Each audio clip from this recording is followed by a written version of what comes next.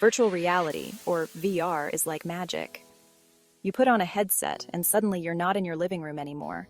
You're on top of a mountain, or floating in space, or inside a video game.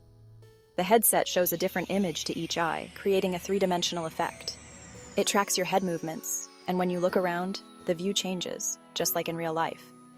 VR isn't new, but it's getting better all the time. VR has come a long way. It started as a wild idea in science fiction, but now it's a real technology that millions of people use. The first VR-like device was invented in the 1960s, called the Sensorama.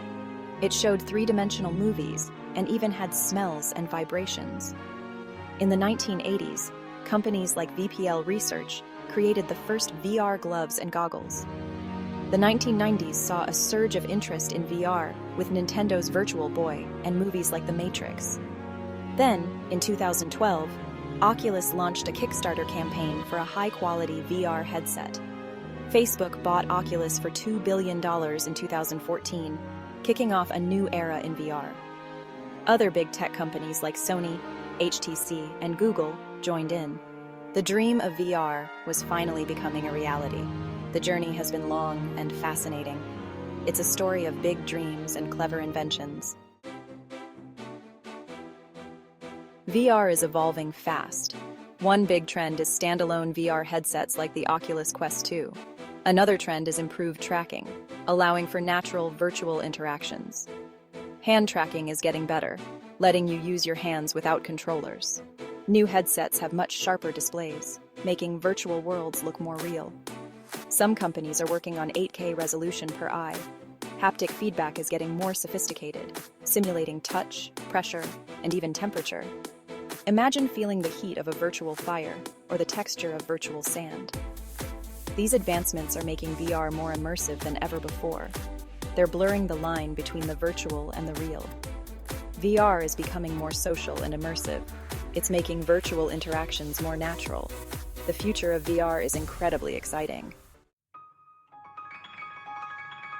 Section 4. Popular VR experiences, gaming, education, and social platforms. Gaming is where VR really shines. Beat Saber is a great example, a rhythm game where you slice blocks with lightsabers. Half-Life. Alex shows what's possible with big-budget VR games. But VR isn't just for gamers. It's becoming a powerful tool for education.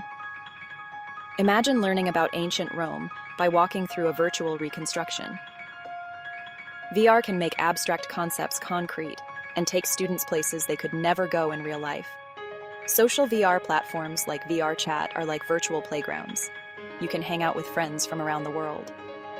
Facebook's Horizon is another example, a virtual world where you can meet friends and play games. VR is also making waves in art and creativity. Tilt Brush lets you paint in 3D space. Architects are using VR to design buildings, and musicians are giving virtual concerts. These experiences are just the beginning. As VR technology improves, the possibilities will only grow. Section 5. Getting started with VR, a beginner's guide. Getting into VR can seem daunting, but it's easier than you might think. The first step is choosing a headset, standalone or PC connected. Standalone headsets like the Oculus Quest 2 are great for beginners. PC-connected headsets like the Valve Index offer higher quality graphics but are more expensive. Once you've chosen a headset, you need to set up a play area. It needs to be clear of obstacles, and most systems will guide you through this process. Next, explore some VR experiences. Most headsets come with built-in apps and games. Start with short sessions and gradually build up. Remember to take breaks when using VR. Some people experience motion sickness, so take off the headset and rest if you feel dizzy. Adjust the headset properly for comfort and clear image. With a little practice, you'll be navigating virtual worlds like a pro in no time. Section 6. The future of VR. Exciting possibilities ahead. The future of VR is incredibly exciting. Graphics are getting better all the time, but it's not just about visuals. Researchers are working on ways to simulate other senses. Imagine being able to smell a virtual flower or feel the warmth of a virtual sun.